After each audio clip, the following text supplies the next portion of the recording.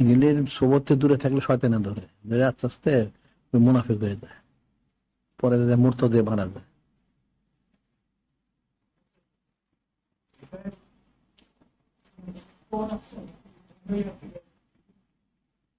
দুটোতে বিরোধ ঠিকই আছে, হেদায়েতের স্তর অনুযায়ী হবে।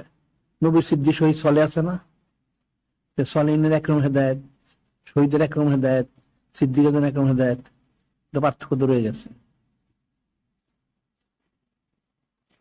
এখন এগুলি যেটাই হোক, এখন জিকির ফিকিরটা করতে হবে বেশি, সৌদিকদের করতে হবে, এছাড়া সে পারবে না। পর্যায়ে জিকির ফিকির সৌদিকদের করার সাথে সাথে সুন্নত মামলা ইত্তেবা করতে হবে। ফরজ তো করতেই হবে, নামাজ কালাম, নামাজ তো পড়তেই হবে, এখানে তো কোনো রোকসোপ নাই। তাকে সুন্নত মনগুলি তাকে ইত্তেবা করতে হবে।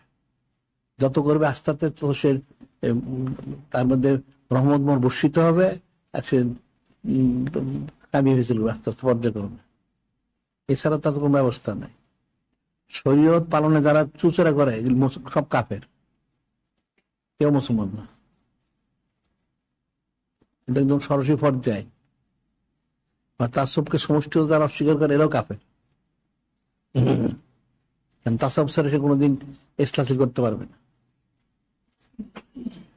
কোরআন শিফাচিপ তো কোনোটাই বুঝে না।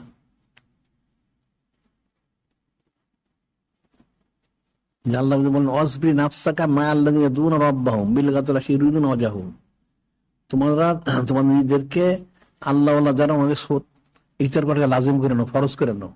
আল্লাহ নিজে বললেন ইখতিয়ার করাটাকে ফরজ করা 1 নম্বর। 2 নম্বর ওয়ালা তাদু আইনাকা আনহুম তুরিদু জিনাতাল হায়াতুদ দুনিয়া।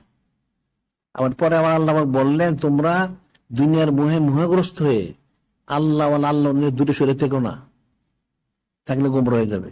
আল্লাহ নিজেই বলে দিলেন। এরপর আবার চুচেরা কথা থাকে করে, কিন্তু গণ্য মূর্খ, এ তো কোরআন শরীফ বুঝেই না। এই যে কথিত তারা আলেম দাবি করে, এরই তো বুঝে না, এর বুঝবে কোত্থেকে?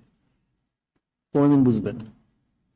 এখন মূল কাজ হচ্ছে ফরজ জিকির করা, ঠিক মতো কমসে কম 1 ঘন্টা কমপক্ষে বেশি করা উচিত, আর বেশি সূরা ইখতিয়ার করা উচিত, আর আমলগুলি সব সুন্নত মনোযোগ করা উচিত। তখন যদি আস্তে আস্তে সে ইসলাম প্রাপ্ত হয়, এছাড়া তার কোন ব্যবস্থা নেই।